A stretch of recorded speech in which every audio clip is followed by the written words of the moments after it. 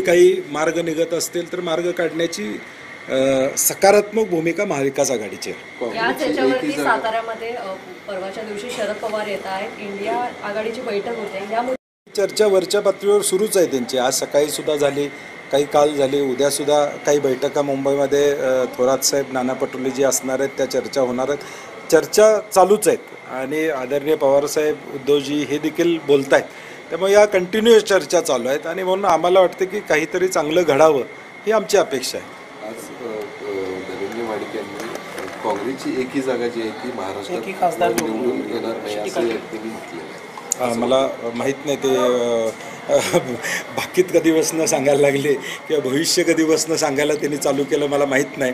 मला वाटते मग माझी कुंडली पत्रिका घेऊन त्यांच्याकडे जावं लागेल विचारायला की बाकीत कधी बसणं भविष्यवाणी सांगायला लागला.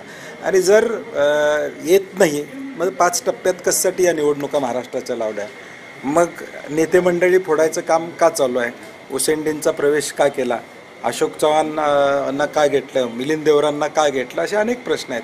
आणि भाजप हा अवसान आणण्याचा प्रयत्न त्या ठिकाणी करते. काही तथ्य त्यामध्ये नाही आहे. हे होणार नाही हे सगळं लोकांना माहिती आहे. लोक वाट बघत होते भाजपच्या उलटं मतदान करायला आणि ती संधी आम्हाला जनतेला आता मिळालेली आहे. उद्घाटन झालेलं आहे, महायुतीचा उमेदवार अजून जाहीर झालेला नाही, मात्र महाराज प्रचाराच्या बाबतीत आघाडीवर दिसत आहेत, कसा प्रतिसाद मिळतो? जनता विरुद्ध भाजप अशी निवडणूक आहे पहिल्यापासून आम्ही सांगत आलेलो आहे. आणि महाविकास आघाडी आणि इंडिया आघाडीच्या वतीनं श्रीमंत शाहू महाराजांना उमेदवारी देऊन प्रचाराची सुरुवातसुद्धा झालेली आहे. युवराज संभाजीराजेंचा जवळजवळ 3 तालुक्याचा गाव टू गाव दौरा आता पूर्ण होत आलेला आहे. आणि प्रचारामध्ये आम्ही आता ऑलरेडी पुढं गेलेलो आहोत. महायुतीमध्ये उमेदवार कोणाला मिळणार ही शंका आहे. आणि जे महायुतीमध्ये सामील होताना बरं वाटलं होतं, परंतु आता तिकिटासाठी काय मारामारी करावी लागते, म्हणजे तिकिटासाठी ज्यांना पळापळ करावी लागते, जनता त्यांच्या पाठीमागे कशी राहणार. ज्यांना स्वतःचं तिकीट आणण्याबद्दल शाश्वती नाही, जे स्वतःचं तिकीट एका मिनिटात आणू शकत नाही, ते लोकांचे प्रश्न काय सोडवणार.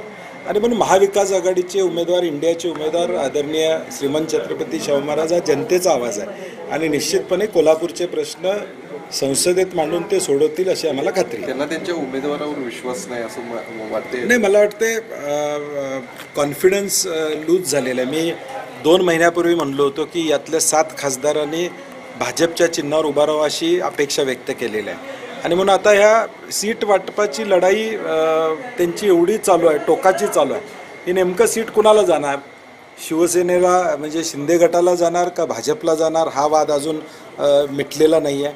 आणि मला वाटते संभ्रम अवस्था, लोकांना जे शाश्वत पाहिजे ते महायुती देऊ शकत नाही, महाविकास आघाडीच देऊ शकतं. हे उमेदवारीच्या निवडी बसून विश्वास आम्ही लोकांना दिलेला आहे. एकीकडे तुम्ही कोल्हापुरात आघाडी घेतली, प्रचार सुरुवात झाली, हातकणंगले थंड पडलेला आहे, तिथं अद्याप राजू शेट्टींच्या भूमिकेमुळे आम्ही महाविकास आघाडी तिथं प्रयत्न करताना नाही. काल जयंत पाटील साहेब आमची एक बैठक झालेली आहे. जयंत पाटील साहेबांनी काही त्याच्याबद्दल वक्तव्य केलेलं आहे. आणि मी पहिल्यापासून सांगत आलो आहे की राजू शेट्टींची चर्चा आदरणीय उद्धवजी ठाकरे साहेबांच्याबरोबर चालू आहे. शिवसेनेला ती जागा आहे. आणि म्हणून जोपर्यंत आज देखील शिवसेनेची यादी डिक्लेअर झाली त्यामध्ये हातकणंगल्याचा कुठेही उल्लेख नाही.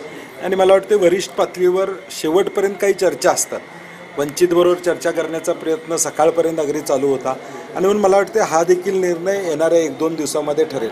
आणि पलीकडचा तर उमेदवार कुठं अजून निश्चित आहे. राजू शेट्टींचा किमान दौरा पूर्ण झालेला आहे, प्रत्येक ठिकाणी ते जाऊन आलेले आहेत. आणि म्हणून अजून महायुतीचा सुद्धा उमेदवार विद्यमान खासदारांना मिळणार का नवीन नाव येतं आहे भाजपला मिळणार हे माहीत नाही. आणि म्हणून आम्ही देखील योग्य पद्धतीनं हा निर्णय घेऊ हे मला या निमित्तानं सांगायचं. भेटेल आणि चर्चा अजूनही सुरूच आहे? नाही, चर्चा सुरू आहे.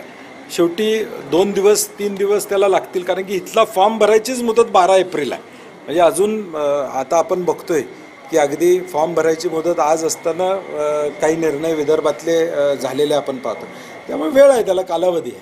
साहेब, वंचितने नाही, आता दिल्लीत 3 दिवस बसून त्यांची भेट न होणं हे महाराष्ट्राच्या दृष्टीनं भूषणावं नाही आहे. हा अपमान कुणाचा आहे हे महाराष्ट्राची जनता बघते. आणि म्हणून गादीचा मान कोण ठेवते आणि कोण ठेवत नाही हे उभ्या महाराष्ट्रानं आता अनुभवलेलं आहे. अजून देखील त्यांना शंका आहे उमेदवारीच्या बाबतीत. इथं आदरणीय शाहू महाराजांना आम्ही विनंती करून अगदी पवारसाहेब असतील, ठाकरे साहेब असतील किंवा आमचे थोरात साहेब असतील, या सगळ्या मंडळींनी यामध्ये सकारात्मक निर्णय घेतला. परंतु साताऱ्याच्या बाबतीत तो निर्णय होत नाही. याचाच अर्थ की सन्मान